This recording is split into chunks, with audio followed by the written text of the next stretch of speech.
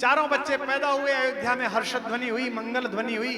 राजा दशरथ को चौथेपन में बच्चे पैदा हुए हैं और सुनते हैं कि बड़ा वाला तो ऐसा है जैसे साक्षात भगवान ही स्वयं पृथ्वी पर उतर आए हैं। तो जनता ने दर्शन की इच्छा प्रकट की कि हम राजकुमारों को देखना चाहते हैं। गुरु वशिष्ठ ने राजा को आज्ञा दी कि राजकुमारों के प्रजा को दर्शन कराया जाए। यहां जो राजा बैठे हैं लोकतंत्र के, ये इनके सुनने की बात है कि गुरु वशिष्ठ ने राजा को आज्ञा दी। राजा ने आज्ञा नहीं दी। गुरु गृह गयो तुरंत भूपाला। गुरु के घर गया, एक बार राजा मनमाही है गलानि मोरे सुत नाही। गुरु गृह गयो तुरंत भूपाला। ये भी कर सकता था कि फोन करता, पीए को कहता जरा गुरुजी को बुलाओ, नहीं, राजा रथ पे चढ़ के गुरुजी के घर गया। चारों बच्चे लिटाए गए। प्रजा के दर्शन की प्रक्रिया प्रारंभ होने वाली थी। जनता ने भीड़ लगा ली, एक एक करके आने वाले थे। अचानक लक्ष्मण रोने लगे। इतने रोए कि पूरा महल चिल्लाने लगा। ज्योतिषी बुलाए, राजवैद्य बुलाए, महिलाओं ने हींग का घोल नाभि पे रखा जो बच्चों में रखते हैं, चुप ही नहीं हुए। लेकिन गुरु वशिष्ठ आए, बोले लक्ष्मण चुप नहीं हो रहे, किसी ने जादू टोना कर दिया, कोई अमंगल की बात तो नहीं है। गुरुजी ने देखा एक एक पालने में एक एक शिशु लेटा हुआ है। गुरुजी ने एक छोटी सी क्रिया की और लक्ष्मण चुप हो गए कि पालने में लखन व राम जी लिटाए गए, लेटते ही करुणा सदन चुप हो गए। लेटते ही करुणा सदन चुप हो गए, लेटते ही करुणा सदन चुप हो गए। पालने में लखन व राम जी लिटाए गए, लेटते ही करुणा सदन चुप हो गए। लेटते ही करुणा सदन चुप हो गए, लेटते ही करुणा सदन चुप हो गए। किंतु लक्ष्मण कुछ ऐसा तेज रोए, जिन्हें रोता देख धरती गगन चुप हो गए। रोता देख धरती गगन चुप हो गए, रोता देख धरती गगन चुप हो गए। राजवैद्य आए, कोई रोग ना बता सके तो, राजवैद्य आए, कोई रोग ना बता सके तो, ज्योतिषी भी करके यतन चुप हो गए। ज्योतिषी भी करके यतन चुप हो गए, ज्योतिषी भी करके यतन चुप हो गए। गुरु ने उठाया और लखन को राम के चरण में लिटाया तो लखन चुप हो गए। चरण में लिटाया तो लखन चुप हो गए, चरण में लिटाया तो लखन चुप हो गए, चरण में लिटाया तो लखन चुप हो गए, चरण में लिटाया तो लखन चुप हो गए। बोलो लखन लाल की। ऐसा भाई दुनिया में कितना भी बड़ा सिकंदर हो, कितना भी महान आदमी हो, कभी बल्ब की रोशनी में चले, चंद्रमा की रोशनी में चले तो देखना कि उसकी परछाई काली मिलेगी। साधु संतों की परछाई भी काली मिलेगी। दुनिया में अकेले मेरे राघवेंद्र सरकार हैं जिनकी परछाई उजली है, नीले रंग के राम और उनके पीछे परछाई की तरह चलने वाले उजले रंग के लक्ष्मण। उजली परछाई का स्वामी मेरा राम कहलाता है।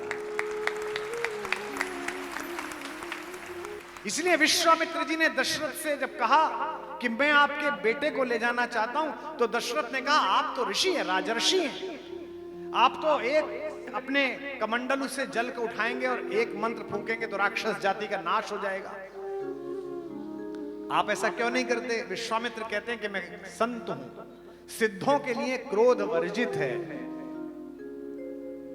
वो कहते हैं कि इनको क्यों ले जाना चाहते हो, मेरी सेना ले जाओ, आपको राम ही क्यों चाहिए? विश्वामित्र कहते हैं कि चार चीजें हैं राजन, इनमें से एक आ जाए तो आदमी अहंकारी हो जाता है। आज त्रिवेणी के घाट पर इन चार में से कोई सा एक अहंकार हो तो गंगा के जल में बहा के जाना। सबसे पहले यौवन, जवानी। जो जवान बच्चे आए हैं आज सुनने, मां डांटती रहती है जाड़े में कि स्वेटर पहन ले, इनर पहन ले, और ये एक टी शर्ट डाल के छत पे पहुंच जाते हैं और आश्चर्य देखिए कि इन्हें ठंड भी नहीं लगती। यही वो दिन है कि नंगे बदन छत पर टहलते थे, यही वो दिन है कि अब सर्दी में छाती बैठ जाती है। जवानी में देखिए कैसा सौंदर्य निखर के आता है सबके चेहरे पर। यौवनम, राम युवा है, 15 वर्ष के हैं जब लेने के लिए आए हैं। दूसरी चीज धन, पैसा आ जाए तो आदमी बड़ा अहंकारी बन जाता है। ओहो हो, वो सीधी बात नहीं करता, वो संख्या में बात करता है। वो घर दिखाता तो ये नहीं दिखाता कि ये बेडरूम है, वो दिखाता है कि ये वाला बेड इतने लाख का है। बड़ा अहंकार है। हमारी एक मंच की कवियत्री हैं, उनका शेर है कि जो खानदानी रईस हैं वो मिजाज रखते हैं नर्म अपना, तुम्हारा लहजा बता रहा है तुम्हारी दौलत नई नई है। तीसरा, संपत्ति। अगर संपत्ति प्राप्त हो जाए पुरखों से जो स्वयं अर्जित ना की हो तो उसका भी बड़ा अहंकार होता है। हमारे एक मित्र हैं, वो मुझसे बोले कि हमारे जो गुरुदेव हैं वो ऋषिकेश से ऊपर रहते हैं। वो कैलिफोर्निया में पहले बहुत बड़े एंटरप्रेन्योर थे, 500-700 करोड़ की उनकी कंपनी थी। सब कुछ छोड़कर अब वे यहां पर आ गए हैं। मैं उनसे मिलने के लिए गया, आधा घंटे सत्संग हुआ, चर्चा हुई। आधा घंटे बाद बोले कैसा लगा गुरुजी से मिलके? 500 करोड़ की संपत्ति छोड़ के आए। मैंने कहा छोड़ के नहीं आए, है अभी साथ। बोले क्यों? मैंने कहा आधा घंटे में 25 बार कहा उन्होंने कि मेरा ग्रेटर कैलाश में मकान था, जहां जिक्र करो नोएडा वहां भी मेरी कोठी थी। तो थी अभी, यानी कि है, साथ है। और तीसरा है प्रभुत्व। मैं कर लूंगा, मैं शासक हूं, मैं राजा हूं, मैं करने वाला। सत्ता नहीं, घर में भी ये पुरुष बैठे जितने, तुमको बुरा लगेगा आज ऐसी बात कह रहा हूं आप सबको, ये जो घर में पत्नी के सामने तुम जो कहते हो ना मैं कह रहा हूं, यहां से तुम्हारे अंदर का रावण बोलता है। जितनी महिलाएं बैठी हैं, मेरी भाभियां बैठी हैं, जब भी ये पुरुष आपकी जो बगल में बैठा है ये जब भी कहे कि मैं कह रहा हूं तो इसे याद दिलाना कि मैं का स्टेटमेंट रावण का है, राम का स्टेटमेंट हम का है, वयम, हम सब साथ हो। विश्वामित्र कहते हैं ये चार चीजें हैं राजन, किसी एक में आ जाएं तो अविवेकी बना देती हैं। यौवनम धन संपत्ति प्रभुत्वम अविवेक का एकमपि अनर्थाय किम यत्र चतुष्टयम, एक ही अनर्थ कर देती है। चार जिसके पास हो वो तो पूछिए कि क्या स्थिति है। राम के पास ये चारों हैं। इसके बाद भी राम सुबह ही उठकर गुरु को प्रणाम करने के लिए जाते हैं, चरण स्पर्श करते हैं। ये विनम्रता ही राम को राम बनाती है। इस कहानी का नायक भी ऐसा है। वो राज्याभिषेक से वंचित किया गया है, उसे एक राजमहलीय षड्यंत्र के कारण जंगल में भेजा गया है। लेकिन जिस समय वो नरनाहर इस वन में निकला, पूरी वनस्पतियों ने, ऋतुओं ने, वनवासियों ने, वंचितों ने, पिछड़ों ने, दलित बंधुओं ने कहा कि हमारा राजा आ गया है, राम आ गया है। जब पहली बार वन में जाकर कुटिया बनाई भगवान ने तो वनदेवी मिलने के लिए आई। यह प्रसंग बहुत वायरल हुआ, बहुत सारे लोगों ने सुना। वनदेवी मिलने के लिए आई। वनदेवी ने कहा कि भगवान आप विश्राम करने वाले हैं, मेरा सौभाग्य, मेरे पुरखों का सौभाग्य है, मैं आपकी पर्णकुटी बनाने में कुछ मदद करूं क्या? भगवान ने कहा नहीं, तपस्या करने आए, स्वयं अपना काम करेंगे। वनदेवी ने कहा प्रभु कुछ तो आज्ञा दो, मेरा जीवन सार्थक हो जाए। बहुत सोचकर संकोच से कहा भगवान ने एक काम कर दोगी मेरा? वनदेवी ने कहा आपने इतना कहा और काम हो गया, बस आप कह दीजिए। राम जी ने कहा जिस मार्ग से मैं आया हूं उस मार्ग के कांटे हटा दो, उसमें कांटे बहुत थे। वनदेवी ने कहा मार्ग अशूला भव, मार्ग शूलहीन हो जाए। हो गया प्रभु। कहा धन्यवाद देवी। फिर बड़े संकोच से वनदेवी ने पूछा प्रभु एक प्रश्न पूछूं? भगवान ने कहा बोलो। आप तो उस मार्ग से आ गए, आपको तो जाना नहीं उस मार्ग से, फिर कांटे क्यों हटवाए? ये प्रेम है इस कहानी का। भगवान ने कहा मैं तो आ गया, पर मेरा ना एक बावरा भाई है, वो नाना के घर गया हुआ था जब मैं घर से निकला, भरत, और मुझे पता है वो पागल मुझे ढूंढता ढूंढता जरूर आएगा, और वो उसी मार्ग से आएगा जिधर से भैया गए हैं। उसके पैर में कांटा नहीं चुभना चाहिए, इसलिए ये कांटे हटा दो, इसलिए तुमसे प्रार्थना कर रहा हूं। वनदेवी ने कहा पर मैंने तो सुना कि वो अयोध्या की सेनाओं का सेनापति है, वो इतना कोमल है कि उसके पैर में कांटे चुभ जाएंगे तो कष्ट हो जाएगा, ये विश्वास है भगवान का। भगवान ने कहा नहीं, वो तो बड़ा शक्तिशाली है, उसके छाती से टकरा कर तो वज्र टूट जाए, ऐसा शक्तिशाली है। पर मैं कांटे इसलिए हटवा रहा हूं कि उसी मार्ग से आए हुए अगर एक कांटा भी उसके पैर में चुभ गया तो उसका हृदय यह सोचकर टूट जाएगा कि मेरे कारण भैया को इस कांटे के ऊपर से होकर जाना। राम ने अपने पूरे जीवन कोई चमत्कार नहीं किया। उन्होंने कभी किसी चंद्रमा को आधा नहीं काटा, किसी सूरज को आधा नहीं काटा। अपनी प्राण वल्लभा भारतेश्वरी सीता के एक दुष्ट द्वारा अपहरण पर एक सामान्य मनुष्य की तरह वो विचलित हुए, रोए हैं, पशु पक्षी से पूछ रहे हैं कि तुमने मेरी पत्नी को देखा है क्या? हे खग मृग, हे मधुकर श्रेणी, तुम देखी सीता मृग ने? त्रैलोक्य का स्वामी जिसकी भ्रकुटी के टेढ़ा कर देने से प्रकृति उलट जाती हो, स्वयं लक्ष्मण माता से कहते हैं भ्रकुटी विलास सृष्टि लय होई, सपने उ संकट परे कि सोई। वो व्यक्ति जब माता चली गई, चातुर्मास पड़ गया, चौमासा पड़ गया और आकाश में बादल गरजा तो चौंक के जग गया और लक्ष्मण से कहा कि लक्ष्मण मुझे डर लग रहा है। क्या त्रैलोक्य के स्वामी को डर लग सकता है? लेकिन मनुष्य के रूप में जो अभिनय किया वो इसलिए क्योंकि तुम्हें और मुझे सहजता हो जाए कि ऐसा जीवन जीकर भी रावण मारा जा सकता है, अंधेरा परास्त किया जा सकता है, सत्यमं शिवम सुंदरम की अवधारणा फैलाई जा सकती है। घन घमंड नभ गरजत घोरा, प्रिया विहीन मन डरपत मोरा। राम को पूरे जीवन में 3 बार क्रोध आया। गिनते चलना त्रिवेणी घाट वालों, एक बार तो जब ऋषियों की अस्थियां देखी तब क्रोध आया। निश्चरहीन महि कहो भुज उठाय प्रण कीन, सकल मुनिन के आश्रमन जाए जाए सुख दीन। कहा कि मैं इन राक्षसों को मार के निपटा दूंगा। दूसरी बार आधा क्रोध आया, पूरा नहीं आया। जब 3 दिन तक पूजा करने के बाद समुद्र ने रास्ता नहीं दिया तो राम को समुद्र के ऊपर वैसा ही क्रोध आया जैसे हमारी माँ का हमारे ऊपर क्रोध आता था। तो माँ मारती नहीं है, मारने से पहले का सारा काम करती है। अरे लइयो जरा जूता, लइयो मेरी चप्पल, मार उसे। अगर उसे मारना हो तो जूता चप्पल खुद ले ले, लेकिन माँ को मारना तो है नहीं, माँ को केवल डराना है। तो राम जी ने समुद्र को सोखना तो था नहीं, केवल डराना था। इसलिए कहा विनय न मानत जलधि जड़, गए 3 दिन बीत, बोले राम सकोप तब, भयविन होए न प्रीत। इसके बाद भी क्या करा? खुद कुछ नहीं करा, लक्ष्मण से कहते रहे अरे लइयो जरा जूते। लक्ष्मण बाण सरासन लानो, सोखो बारिद बिसक्र सानो, सठ सन विनय कुटिल सन प्रीति, सहज कृपन सन सुंदर नीति, ममता रथ सन ज्ञान कहानी, अति लो। जिसे पिटाई करनी हो वो उपदेश देगा क्या? 2 मिनट में मारेगा कान पे। आधा क्रोध आया। और तीसरा क्रोध तो अद्भुत आया, आहा, मैं तो मुग्ध हो जाता हूं। जब जटायु का घायल शरीर राघवेंद्र सरकार की गोदी में था और जटायु को पता चला ये दशरथ का बेटा है, मेरे दोस्त का बेटा है, तो उसने कहा बच्चे तू मेरा भतीजा है, तेरे पिताजी और हम देवासुर संग्राम में साथ लड़े थे। तो राम ने कहा कि चाचा मैं बड़ा अभागा हूं कि मुझे पिताजी का श्राद्ध करने का अवसर नहीं मिला। अगर मुझे बेटा मान ही लिया है और आप स्वस्थ भी नहीं होना चाहते हैं तो मुझे इस बात का सौभाग्य दीजिए कि जब आप प्राण छोड़ दें तो मैं आपके शरीर का संस्कार कर सकूं। गोदावरी के किनारे भगवान ने जटायु महाराज का संस्कार किया।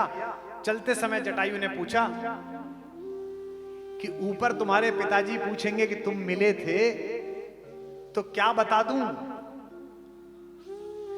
यह जो सीता हरण हुआ है। राम ने कहा नहीं नहीं नहीं, सीता हरण तात जन कहूं पिता सन जाए। सीता के हरण की बात है चाचा, पिताजी से मत जाकर कहना था।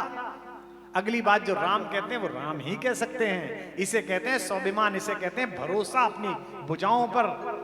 कहते हैं जो मैं राम, अगर मैं उनका बेटा हूं तो कुल सहित खानदान सहित कहीं दशानन जाए। रावण खुद आकर पिताजी को बताएगा कि क्या गलती कर दी थी उसने। इसे कहते हैं वनवास के दौरान अपने सारे सेनापतियों के बीच बैठे हुए पूर्णमासी के चंद्रमा को निहार कर भगवान श्री राम ने रात्रि के समय पूछा। चंद्रमा से राम जी का संबंध बहुत अद्भुत है। जब राम पैदा हुए तो पूरी पृथ्वी आनंदित कर रही थी ना। दिन के समय पैदा हुए, मध्य दिवसति शीतन घामा, पावन काल लोक विश्रामा। गोस्वामी जी की कोई भी लाइन ऐसे मत पढ़ना ना कि किसी कवि ने घिस दी है, नहीं, 3 बार पढ़ना फिर अर्थ खुलता है। विश्रामा राम पैदा नहीं हुए, राम की मृत्यु नहीं हुई। इस प्लेनेट अर्थ पर, इस पृथ्वी पर उन्होंने इतने से इतने के बीच विश्राम किया। गोस्वामी जी ने कितना प्यारा शब्द इस्तेमाल किया, पावन काल लोक विश्रामा। जब पालने में लेटे हुए थे तो देखा कि सब कुछ है, चंद्रमा उदास था।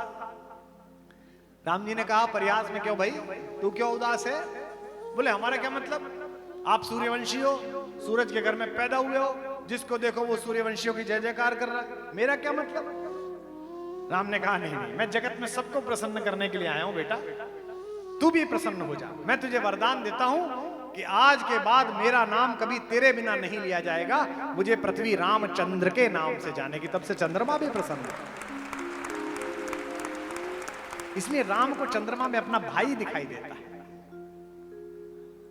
लक्ष्मण से पूछा कि जरा देखो ये चंद्रमा के बीच में ये क्या काला काला बना हुआ है, मजाक करने के लिए परिहास में पूछा। लक्ष्मण ने कहा हम नहीं देखेंगे, नीचे देखते रहे। अरे बोले देखो ऊपर। भैया हम नहीं देखेंगे। अरे हम आज्ञा दे रहे हैं। नहीं नहीं हम नहीं देखेंगे। क्यों नहीं देखोगे? भैया वो जनकपुर में ही तय कर लिया था कि आज के बाद हम कभी चंद्रमा नहीं देखेंगे, पूर्णमासी का चांद नहीं देखेंगे। क्यों? बोले आपने ही कहा था प्राची दिशि शशि हो जाऊ सुहावा, सिय मुख देख सरे से सुख पावा। मैंने प्राची दिशा में उगते हुए इस चंद्रमा को देखकर सीता के मुख की कल्पना की है। भैया जिस वस्तु में एक बार आपने भाभी का मुख देख लिया उसको मैं कैसे देख सकता हूं, कैसे दृष्टि कर सकता हूं? ये लक्ष्मण है। हनुमान जी से कहा कि हनुमान जी आप देखो इसमें क्या है। हनुमान ने कहा हनुमत सुनहु प्रभु, शश तुम्हार प्रिय दास, तब मूरति विदु उर्वसति सोई श्यामता आभास। हमें तो पता है कि हमारी तरह ये भी आपका दास है, ये कोई दाग वाग नहीं है, शालिग्राम के रूप में बना हुआ आपका विग्रह इसने अपनी गोदी में ले रखा है, इसलिए ये दाग पड़ा हुआ है। जगत की विपत्ति विपत्ति नहीं है, भगवान की परम सत्ता का विस्मरण ही विपत्ति है। देखिए संपत्ति की हम कैसी चर्चा करते हैं। आप लोग भी चुनाव में भरते हैं, कितनी संपत्ति है भरते हैं ना, वो भरवाते हैं अक्सर लोग एफिडेविट में। फिर विरोधी देखते हैं कि कोई सा प्लॉट विधायक जी ने छुपा तो नहीं लिया, फिर उस पर टिप्पणियां होती हैं। आज तक मैंने किसी आदमी को यह कहते हुए नहीं देखा, जिससे पूछो भाई आपकी संपत्ति और कैसी है, तो वो ये कहे कि मेरी 3 भ्रातृ संपत्ति है, मेरे 3 भाई हैं, ये किसी ने नहीं कहा। या वो कभी कहता हो कि 2 मेरी भगनी संपत्ति है, मेरी 2 बहनें हैं, ये किसी ने नहीं कहा। किसी ने ये नहीं कहा कि मेरी मित्र संपत्ति इतनी है, एफडी इतनी है, सोना इतना है, धरती इतनी है। जो साथ रहेगा वो संबंध रहेगा। जब भरत मनाने के लिए पहुंचे तो देवताओं को शंका हुई कि भरत लौटा ना लाए राम को, तो देवताओं ने सरस्वती को पुकारा, कहा माता भरत की जिह्वा पर बैठ जाओ। सरस्वती ने देवताओं से कहा कि तुम मूर्ख हो, मैं किसी की भी बुद्धि फेर सकती हूं, भरत की नहीं फेर सकती। मोसन कहे तो भरत मति फेरी, लोचन सहस न लखत सुमेरु। भरद्वाज के आश्रम में ऐसे ही गंगा के तट पर सुबह जब भरत चलने लगे तो उनके चेहरे पर दुख की रेखा थी। भरद्वाज ने कहा कि सम्राट को शोक शोभा नहीं देता, सम्राट को प्रसन्न रहना चाहिए, जो कि प्रजा सम्राट का चेहरा देखती है। आपको चिंता किस बात की है? भरत ने कहा मुझे पता नहीं, बस मैं थोड़ा ये सोच रहा हूं कि मैं तो भैया के मन की स्थिति नहीं जानता, वो आपके यहां रुके थे, वो मां के इस कृत्य के कारण मुझसे नाराज तो नहीं है। भरद्वाज ने कहा भरत मुझे पता नहीं कि राम तुमसे कितना प्रेम करते हैं, मैंने बात नहीं की, बस मुझे इतना पता है कि गंगा पार करने के लिए जब जा रहे थे सुबह सुबह तो बड़े प्रसन्न थे मेरे आश्रम से, लेकिन जब पुरोहित आया स्वस्ति वाचन करने के लिए और पूजा का थाल राम ने हाथ में पकड़ा और जैसे ही पुरोहित के मुंह से निकला जम्बूद्वीपे भरत खंडे, तो तुम्हारा नाम सुनते ही उनके हाथ से थाली छूट गई, वो रेत पर लेट गए और मेरा भरत, मेरा भैया भरत कहकर रोने लगे। यह प्रेम अगर घर में है तो अयोध्या बनने से कोई नहीं रोक सकता। कैसा अद्भुत दृश्य रहा होगा जब पहली बार वनवास में जाने के बाद इतने दिन बाद भरत को दूर से आता हुआ देखा होगा। कवि ने कल्पना की, नंगे थे पांव पांव बावले के कीचड़ मिट्टी में लिसे हुए, कुछ कुछ बह रहा रक्त भी था, कंकड़ भी थे कुछ चुभे हुए। वह व्याकुलता थी बढ़ने की, धनु कहीं कहीं पर तीर गिरा, मही पर तरकश के साथ साथ मुनियों वाला वह चीर गिरा। बावला चाहता है पहले रघुबर को शीश झुका लूं मैं, रघुवीर चाहते हैं पागल को पहले गले लगा लूं। कंपटीशन करना है अपने भाई से तो ऐसा करो।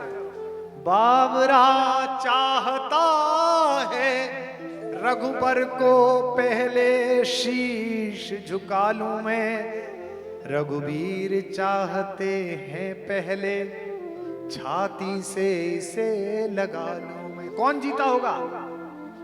आखिर रघुबर की विजय हुई, हाथों पर उठा लिया उसको, वह चरण छुए उससे पहले छाती से लगा लिया उसको।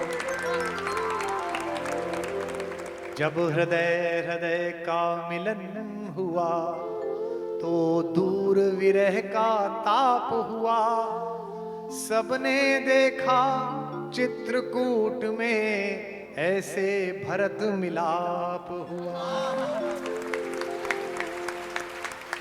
जब भरत लौट के आए तो गुरुदेव वशिष्ठ ने कहा कि तुम सम्राट के रथ का प्रयोग करो, तुम सम्राट के कार्यालय का प्रयोग करो। भरत ने कहा कि मैं ऐसा नहीं कर सकता, पर गुरु की आज्ञा थी। गुरु ने कहा नहीं, मैं आज्ञा दे रहा हूं। अब राम ने तुम्हें सम्राट नियुक्त किया है तो प्रधानमंत्री कार्यालय, राष्ट्रपति कार्यालय, सम्राट कार्यालय उपयोग करो। वो जो गाड़ी सम्राट के लिए है, जो रथ सम्राट के लिए, उसका उपयोग करो, और ये मेरी आज्ञा है। अब भरत के सामने धर्म संकट कि राम के रथ पर तो बैठ नहीं सकता और गुरुजी की आज्ञा टाल नहीं सकता। तो बड़ी विनम्रता से गुरुजी से कहा, गुरुजी कल सुबह से कर लो। गुरुजी ने कहा हाँ, कल सुबह से कर लेगा। सुबह ही सुबह गुरुजी 5 बजे उठकर भगवान को भोग लगाते थे। भरत 4:30 बजे उठकर गुरुजी के द्वार पर। गुरुजी ने देखा भरत सम्राट कैसे आए। बस गुरुजी मन विचलित हुआ, सोचा पूजा में आपका साथ दे दूं। भगवान को भोग लगाने के लिए सामान तैयार हुआ, मधुपर्क, फल फूल, बहुत सारे हवी। जब गुरु माता ने वो सब तैयार कर दी तो हाथ में लेकर भरत ने कहा, गुरुजी थोड़ा चक्के देखिए ना कैसी बनी है। गुरुजी ने कहा, भरत तुम दुर्बुद्धि हो क्या? राम के वियोग ने तुम्हारा मस्तिष्क भ्रमित कर दिया क्या? ये भगवान का भोग है, भगवान को अमनिया भोग लगता है। जब तक भगवान भोग ना लगा ले मैं कैसे खा सकता हूं, मैं कैसे उपयोग कर सकता हूं? भरत ने कहा, गुरुजी बस यही बताने आया था, जब तक मेरा भगवान इस राज सिंहासन पर ना बैठ जाए मैं इस पर कैसे बैठ सकता हूं। यह है भ्रातृ प्रेम। पूर्वोत्तर की एक राम कथा में एक बड़ा मनहर प्रसंग है जिसे सुनकर लोग रो पड़ते हैं। 14 वर्ष बाद जब भगवान लौट कर आए तो कितना अद्भुत आनंद बरसा होगा, सोच सकते हैं आप। जब आज 550 वर्ष बाद जब विग्रह में लौट के आए तो क्या भारत में आनंद फैला, पूरे विश्व में आनंद फैला। 22 तारीख को हमारे नेत्रों ने मोक्ष प्राप्त किया। पृथ्वी का और कोई सौंदर्य दिखे ना दिखे, जीवन से कोई ग्लानि नहीं, एक बार भगवान को अयोध्या में अपने श्री विग्रह में विराजमान देख लिया, हमारा जीवन सार्थक हुआ, आत्म सार्थक हुई, मोक्ष प्राप्त हुआ। तो भगवान का श्रीरथ जब अयोध्या की गलियों में गया तो पार्श्व में माता सीता, चरणों में हनुमान, पीछे शेषावतार, लक्ष्मण, सुग्रीव, अंगद, जामवंत सब एक रथ पर, और आगे आगे तपस्वी के वेश में मार्ग को ठीक कराते हुए, व्यवस्था बनाते हुए भरतलाल जी जा रहे थे। तो राम ने भरत को इंगित से बुलाया कि जरा रथ पर आओ। भरत दौड़ते हुए भाई के पास गए। राघवेंद्र सरकार ने पूछा अपने छोटे भाई से कि भरत, मेरे अयोध्या लौटने से क्या अयोध्या के लोग प्रसन्न नहीं है क्या? ये सुनते ही भरत की तो रुलाई फूट गई। उन्होंने कहा कि 14 साल लोगों ने इस दिन के लिए व्रत रखे हैं, करवटें बदली हैं, आज ये आप दिख रहे हो और आप ऐसी बात क्यों कह रहे हो? उन्होंने कहा नहीं, मैंने यूं ही पूछा। लेकिन भरत के मन में जिज्ञासा पैदा हो गई। उसने कहा नहीं प्रभु, अब व्रत आगे तब बढ़ेगा, पहले बताइए कि आपको ऐसा क्यों लगा? क्या मेरी व्यवस्था में कोई कमी रह गई? मैंने फूल कम बिछाए, इतने ही फूल थे इस प्रकृति में जितने में ला पाया। राम ने कहा नहीं, तुम्हारा आयोजन तो सर्वोत्तम है, तुम तो हो ही योग्य, लेकिन जो हमारी माँ के साथ ब्याह करके आई थी वे माता समान महिलाएं अटारी पर खड़े होकर बलैया ले रही हैं। जो सीता के साथ उर्मिला के साथ ब्याह करके आई थी वे भाभियां बड़े स्नेहिल नेत्रों से आशीष दे रही हैं। जो मेरे और तुम्हारे साथ खेले थे वे दोस्त बाहें फैलाकर गले लगने का सम्मोहन आकर्षण दे रहे हैं, आमंत्रण दे रहे हैं, लेकिन बच्चे दिखाई नहीं दे रहे। क्या अपने ताऊ राम के आगमन पर अयोध्या के बच्चे प्रसन्न नहीं हैं? भरत का उत्तर आपकी भी आंखें छलछला देगा। इस गंगा के किनारे भरत ने रोते हुए कहा कि भैया, जिस दिन से 14 वर्ष पूर्व आपने गृहस्थ होते हुए भी सन्यासी वेश में ब्रह्मचर्य धारण किया था, अयोध्या के प्रत्येक गृहस्थ ने ब्रह्मचर्य धारण किया, अयोध्या में बच्चे हुए ही नहीं। जब राजा की युति प्रजा के साथ इतनी तादात्म्य की हो जाए तो प्रजा राजा के अनुसार कार्य करना प्रारंभ कर देती है। बहुत सारे पत्रकार मित्र कह सकते हैं कि ऐसा संभव नहीं है, इसी कलयुग में संभव हुआ। मेरे पूज्य पिताजी 87 वर्ष के हो गए, मधुमेह के शिकार हैं, लेकिन सोमवार को व्रत रखते हैं। अब बहुएं पूछती हैं, पतोहुए पूछती हैं, पोते पोतियां पूछते हैं कि बाबा व्रत किस लिए रखते हो और क्या चाहिए जीवन में? सब सुख है, सारे बच्चे सही जगहों पर हैं, किस भगवान की पूजा के लिए व्रत रखते हो? तो दादा ने कहा कि बिटिया मैं भगवान के लिए नहीं रखता, बेटा तुम तो जब पैदा भी नहीं हुए तो तेरा बाप भी पैदा नहीं हुआ था और तेरा ससुर भी पैदा नहीं हुआ था। इस देश में खाद्यान्न का संकट था। हमारे एक प्रधानमंत्री ने कहा कि अगर सारे देश के लोग एक दिन भोजन छोड़ दें तो इतना भोजन बचेगा कि हम बाहर से नहीं मांगेंगे, देश में ही काम चला लेंगे। बड़े डूब कर कहते हैं मेरे पिताजी, बेटा अब तो बहुत खाद्यान्न है, अब तो हम पूरे विश्व को दे सकते हैं, लेकिन शास्त्री जी चले गए और शास्त्री जी का व्रत तो हमारे साथ ही जाएगा। राजा कहे और जनता माने, ये राजा और प्रजा के बीच के संबंध है। राम का राज्याभिषेक हो गया, राम सम्राट हो गए, भरत प्रधानमंत्री हो गए, शत्रुघ्न अयोध्या की सेनाओं के सर्वोच्च सेनापति हो गए, लक्ष्मण राम के निजी सचिव हो गए, कैबिनेट सेक्रेटरी, प्रधानमंत्री कार्यालय। तो सुबह ही सुबह पहले दिन राज्याभिषेक के बाद गुरु वशिष्ठ के पैर छूने गए। गुरुजी ने कहा कि अरे वाह, चारों बच्चे आए आज तो भाई, 14 साल तो तुम दोनों बच्चे वहां रहे, भरत नंदीग्राम में रहा, शत्रुघ्न अयोध्या संभालता रहा, मेरे पास तो तुम्हारे आने का समय ही नहीं मिला। बैठे दोनों को फल फूल खिलाए। फिर परिहास में गुरुदेव ने पूछा, मैंने बचपन में जो जो तुम्हें सिखाया था वो तुम्हें स्मरण तो है ना? अब गुरु के सामने कैसे कहें कि पता है कि नहीं पता? हमसे गणित के मास्टर जी ने जब भी पूछा पहाड़े याद हैं, 20 तक याद थे पर कभी हिम्मत नहीं हुई, क्योंकि अच्छा खासा याद रहता था। 17 का पहाड़ा जैसी गुरुजी पूछते थे भूल जाते थे, चौथे नंबर पे आके गायब। गुरुओं के सामने कुछ हवा टाइट हो जाती है तो सब चुप हो गए। गुरु वशिष्ठ ने पूछा, अरे भाई बोलो, जो मैंने सिखाया वो सब याद है? राज्य कैसे चलाना है, मनुष्यता कैसे सुरक्षित रखनी है, रघुवंशियों की परंपरा क्या है? तो राम ने कहा, गुरुदेव आपकी शिक्षा हम 4 भाइयों को कितनी याद है कितनी नहीं, इसका निर्णय तो तभी हो सकता है कि आप हमारी परीक्षा ले लीजिए, चारों की परीक्षा ले लीजिए, जो फेल हो जाए उसे दोबारा गुरुकुल में रखिए। मैं फेल हो जाऊं तो मैं राज्य सिंहासन भरत को देकर आपके आश्रम में दोबारा आ जाऊंगा। गुरु ने कहा नहीं नहीं, चारों को अलग अलग नहीं, चारों से एक ही प्रश्न पूछूंगा और चारों उसका उत्तर मुझे बताइए। गुरुदेव ने एक प्रश्न पूछा, चारों भाइयों ने अलग अलग उत्तर बनाया। 3 भाई तो मुंह से बोले, चौथा बोला भी नहीं और उत्तर बता दिया। तीनों से पूछा कि जीवन में सर्वाधिक अनमोल वस्तु क्या है। सबसे पहले शत्रुघ्न से पूछा, जो सेनापति हैं, जिनके जीवन में शौर्य है, पराक्रम है, कि शत्रुघ्न जी से अनमोल कुछ पूछा गया, कि शत्रुघ्न जी से अनमोल कुछ पूछा गया।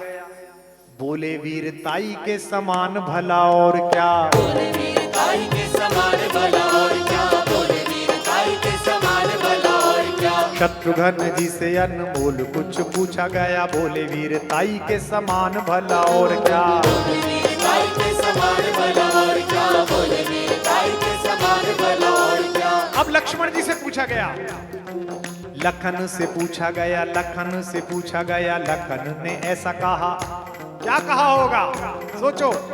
लखन से पूछा गया, लखन ने ऐसा कहा, मेरी सीता माई के समान भला और क्या, मेरी सीता माई के समान भला और क्या, मेरी सीता माई के समान भला और क्या। राम जी से पूछा गया, राम जी से पूछा गया, राम मुस्काए बोले, राम जी से पूछा गया, राम मुस्काए बोले, जग की भलाई के समान भला और क्या, जग की भलाई के समान भला और क्या, जग की भलाई के समान भला और क्या। भरत के नयनों से, भरत के नयनों से, भरत के नयनों से गिर के आंसू ये बोले, भरत के नयनों से गिर के आंसू ये बोले, दुनिया में भाई के समान भला और क्या, दुनिया में भाई के समान भला और क्या, दुनिया में भाई के समान भला और क्या, दुनिया में भाई के समान भला और क्या, दुनिया में भाई के समान भला और क्या।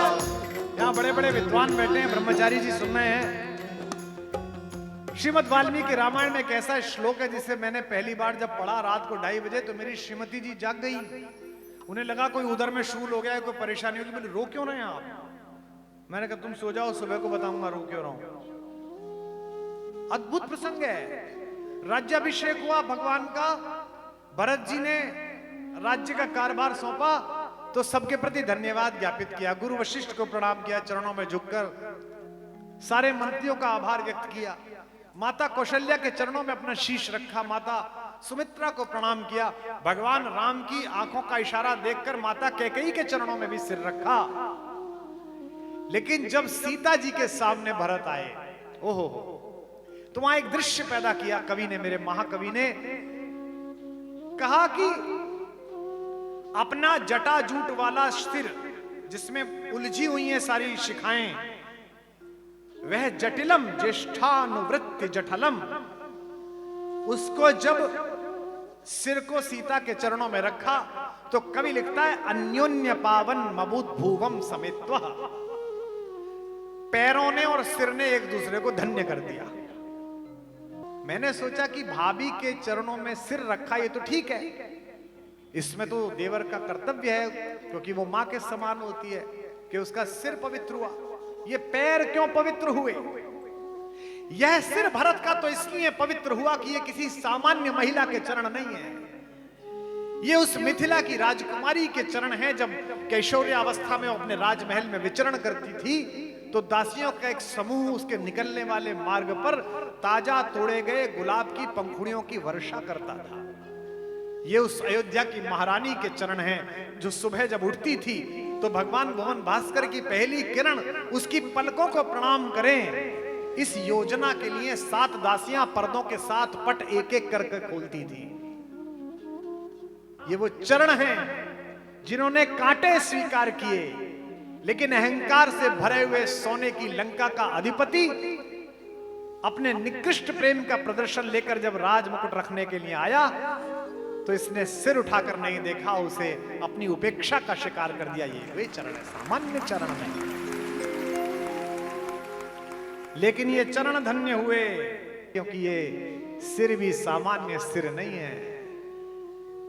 इस सिर के ऊपर त्रैलोक्य का राज मुकुट रखा जाना था, लेकिन इस सिर ने जंगल में जाकर उस राज मुकुट को अपने भाई के चरणों में रखकर कहा, मेरे शीश पर अपनी पादुकाएं रख दीजिए, वही मेरे जीवन की कृतार्थता होगी। है वह शीश है, इसलिए भीष्म अन्योन्य पावन मबूद भुवम समेत है।